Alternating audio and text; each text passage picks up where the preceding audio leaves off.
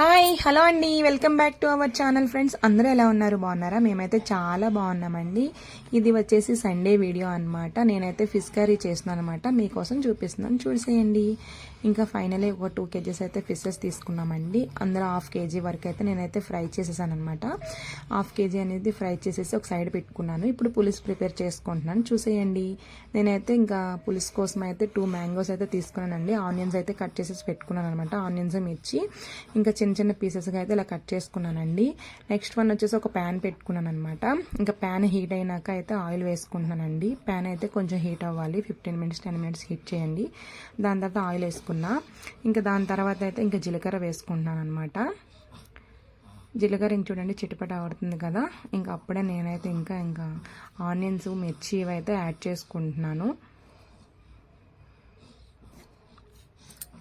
ఇవి బాగా ఏగుతున్నప్పుడు ఇంకా నేనైతే కొంచెం స్పైసీ ఎక్కువ తింటామండి మేము, అందువల్ల ఒక 4-5 మిర్చి అయితే వేసుకున్నాను. మీ స్పైసీకి తగ్గట్టు మిర్చి అనేది యాడ్ చేసుకోండి. ఇంకా కారం కూడా వేస్తాం కదండి, అందుకే ఒక 5 అయితే వేసుకున్నాను. బాగా కలుపుకోవాలన్నమాట. కొంచెం బాగా వేగినాక కలుపుతూనే ఉండాలి.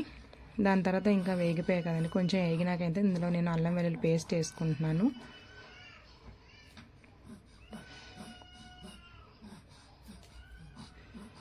ఇంకా పేస్ట్ వేసినాక కూడా బాగా కలుపుకోండి. ఇంకా దాని తర్వాత నేనైతే ఇంకా మ్యాంగోస్ ముక్కలు ఒక 2 cups అయితే అయ్యాయండి.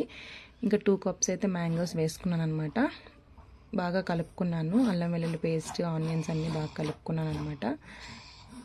అవి కొంచెం బాగా మగ్గుతాయి కదండి. ఇంక ఇప్పుడు నేను పసుపు యాడ్ చేశాను, సాల్ట్ యాడ్ చేశాను, దాని తర్వాత కారం కూడా యాడ్ చేశానండి. ఇంకా అలా 5 minutes అయితే కలుపుకోవాలి.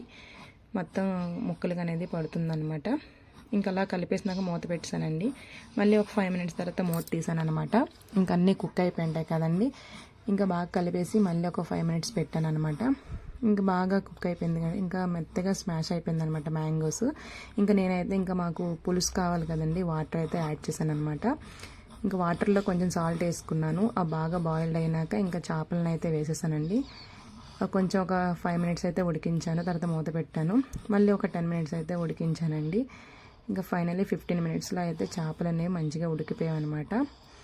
ఇంకా చేపలు అనమాట కుకింగ్ అయిపోయింది. దాని తర్వాత కొత్తిమీర వేసేసి ఇంకా ఫైనల్లీ అయితే నేనైతే కలుపుకున్నాను.